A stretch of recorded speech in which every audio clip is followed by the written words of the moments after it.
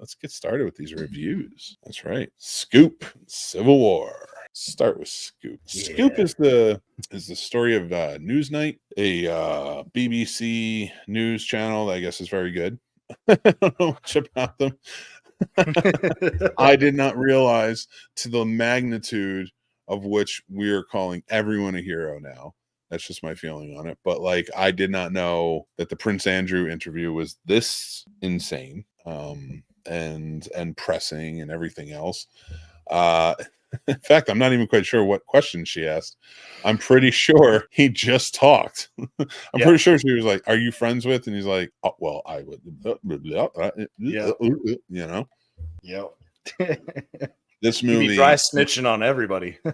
Well, basically, yeah. So this is the interview Prince Andrew did after Jeffrey Epstein was arrested the first time in 2020, and how he kind of fumbled everything. I want to hear what you think first, Paul, because I got a rant on this one a little bit. As far as just the movie goes, I wasn't a huge fan of it. The acting I thought was actually really good.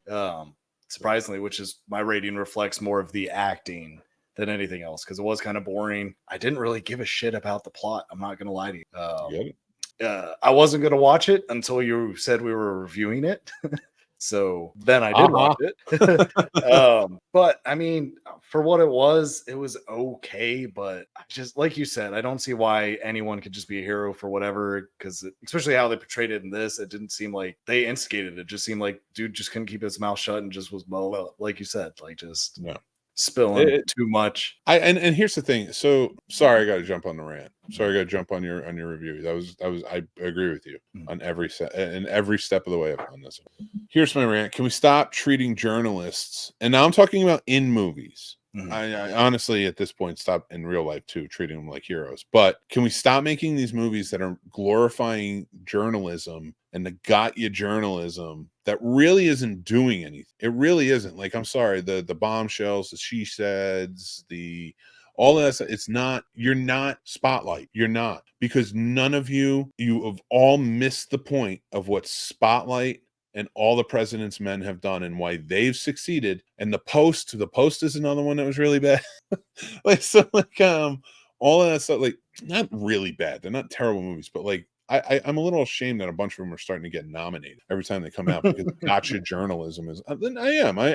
Movie wise, it's so ridiculous. Spotlight got it right. All the President's Men got it right. Why did they get it right? Because like, if you follow All the President's Men, after that you get network, you get broadcast news, and it's very much it's either nihilistic, but also has the journalist as the hero point. They're trying to live on with that whole idea of Walter Cronkite was the hero. Like, I get it, whatever. I don't know Walter Cronkite.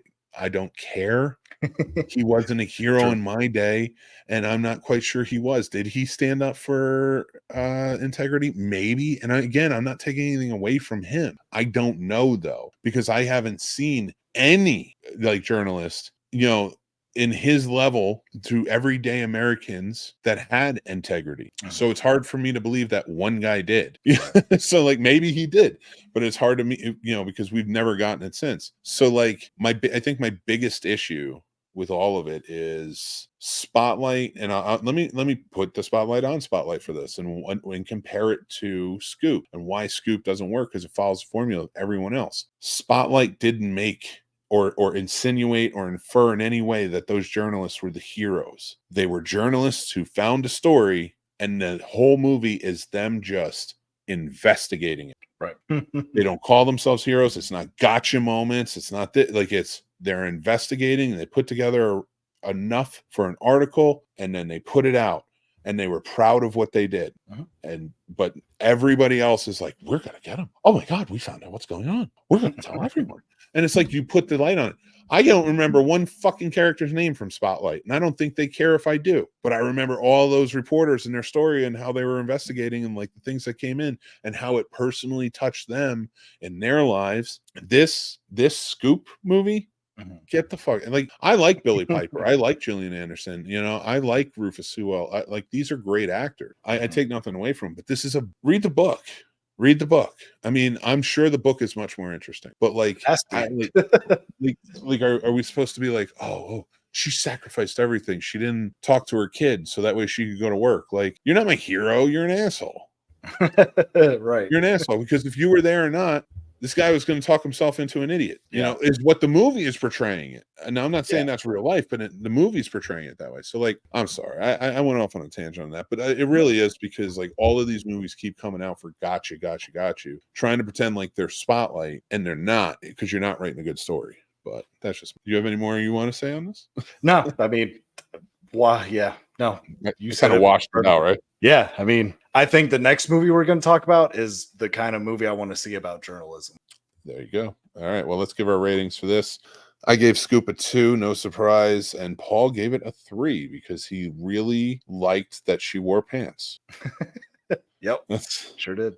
She was you matching. know, It's tough, man. they had to make a whole scene about that too. Like again, like stop putting yourself in it. Stop putting yourself in. Like, I'm not saying it didn't happen, and you could play that, but like that was the gotcha moments. Oh, this is who he is. It's blah blah blah. And it's like, do a spotlight then. Right. Just tell the story. And next up is Civil War. I'm excited for this one. Me too. Thank you, Paul. I want to thank you first before I tell you what this is about. I was not going to go see this movie. Okay. I'm not exactly feeling very in the mood for politics lately. Just because it's always so visceral and disgusting. So I saw Civil War and I was like, and I saw like the trailer and I was like, it just seems very political. I wish they didn't do that because I bet you more and more people who feel like me would definitely rush out to see this for what the movie actually is. I really enjoyed this movie, and before we get into how we feel and stuff like that, let's tell everybody what it's about. So, but I wanted to thank you, Paul, before that because you pushed me. You're like, I'm going to see this. I was like, I don't really feel like seeing it.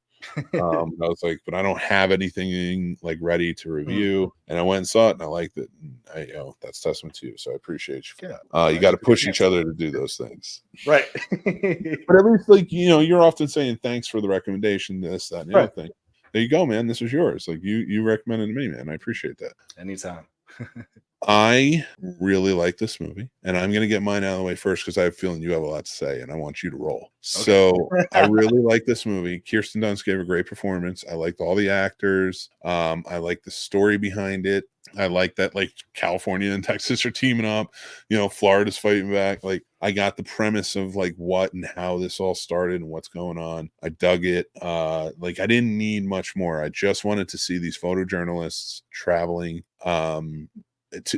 through America and how dangerous that can be during a civil war and sometimes how surprising that can be during a civil war. It was shot really well. The visuals are fantastic and chilling, very chilling, all throughout. Like, and I think this is an eye opener for a lot of things, and especially what's going on over in the Middle East and what's happening in the fire in the sky, man. Like we're seeing on the news. It's there. We see it in real world. It exists. So this looks so realistic, and then it's at home, and to see how New York City is handling things, see how small towns are handling things, see how Virginia, my home state, is handling things, Washington DC. Like it's interesting. It was a very interesting introspective look at like division in this country and what it could look like. I thought the story wasn't great. It's the weakest part of everything. But it is a good story. I thought it was a good story because it's a simple story. It's a travel story. It's the characterization of this was the biggest point. I got that. So I don't mind. It's like Star Wars. Star Wars doesn't have the greatest, like most epic story of all time.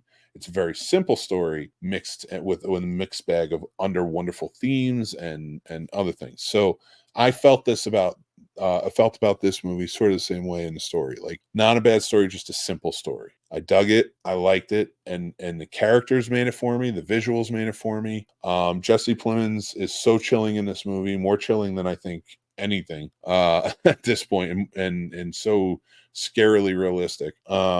So all of that mixed together, fantastic movie. I really enjoyed it. I didn't have a lot of fun with it, but I had a good time watching it because it made me think. That's all I'm going to say. I know you got a lot. Please go right ahead. I'm going to shut up. All right. Let's get to no. So I went into this, guys, thinking this was just going to be a Civil War version of The Purge. I thought it was going to be a lot of What? Well, deaths. I thought it was on. Oh, are we good? no, you just cut out a little bit. You'll be all right. Oh, Go for it. but yeah, I thought Civil War was just going to be North versus South version of the Purge, is what I expected because that's how the trailer really perceives it. And I even rewatched the trailer today with my mom, and she was like, "The movie you described is not what I just saw as far as the trailer." And I was like, "No, absolutely. They kind of failed portraying what it's actually about." So when I realized it's about journalism and what they kind of got to go through and about disassociating yourself, I was thoroughly like intrigued once I realized, oh, this isn't really going to be all focused on the deaths or who's fighting who exactly. I really enjoyed that we didn't really get to find out who stood for what. Like we knew it was Civil War and we heard different states grouped together were against each other, but they didn't really say 100% who stood for what. So you kind of they do. I don't mean to cut you out. They do sort of insinuate, inferring that California and Texas teaming up, the most left state and the most right state, really says that whatever they were going after, fighting against Washington D.C. and him serving a third term, is bad. I'm glad you're right. I'm glad they didn't over politicize or give you full measure, but that's what I liked about it. I was like, it can be vague, but you are telling such a beautiful story with all of the other alliances. And then visually, I loved how some of the scenes they do the slow still pictures in the black and white. I thought they did that superbly. Like I was cinematically very impressed by it and just taken aback kind of on how good it was and how gripping they got those silent moments in those still pictures and things like that. Character development, I thought it was great. Like really showing someone in shock. You see that the poor girl just vomits on herself, but it's not projectile because she's not there.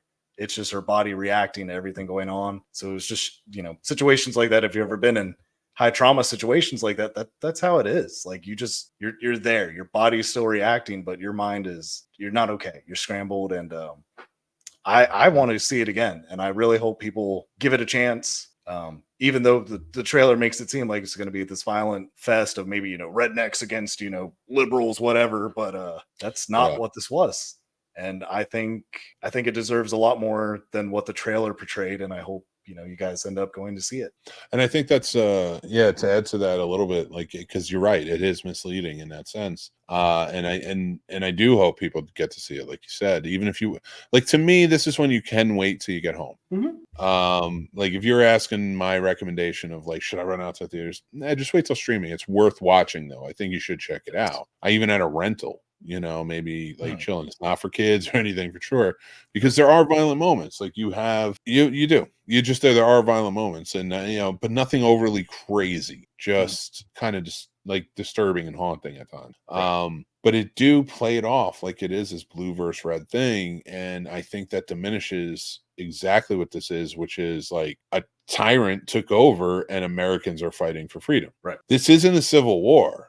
It really isn't, because if you think about it, almost everybody they run into is either we don't want to be involved, which is not unheard of for a civil war.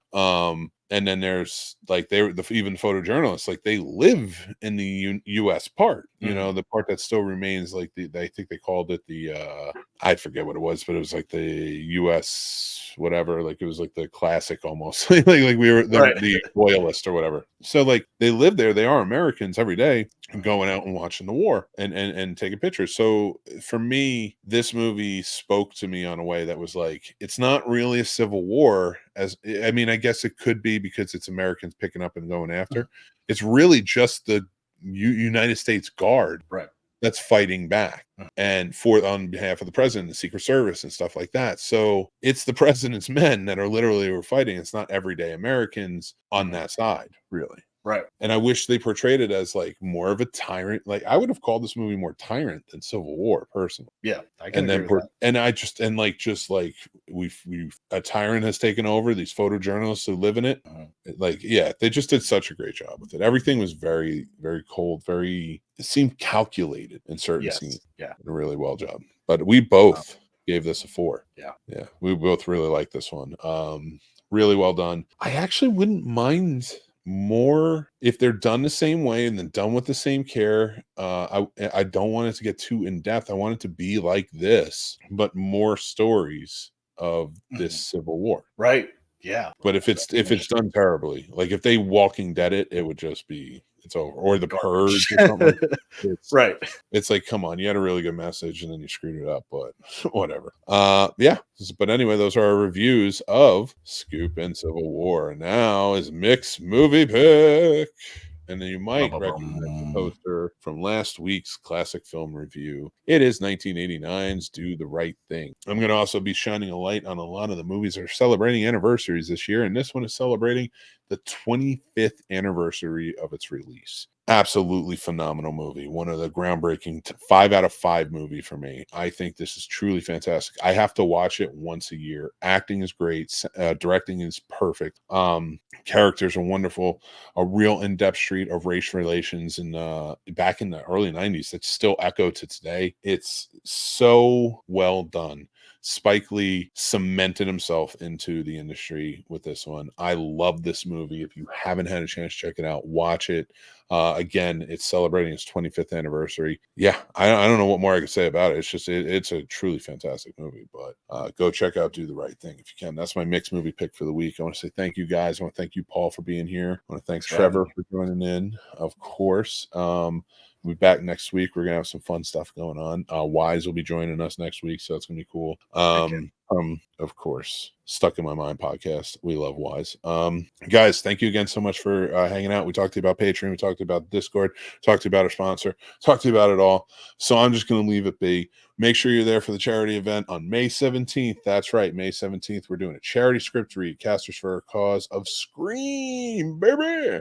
And that is benefit Haunters Against Hate. Carolina Fear Fest is sponsoring it. We'll be here, brought to you by us. Thank you guys again so much for being a part of this. Join us every Tuesday night, 7 p.m. Eastern.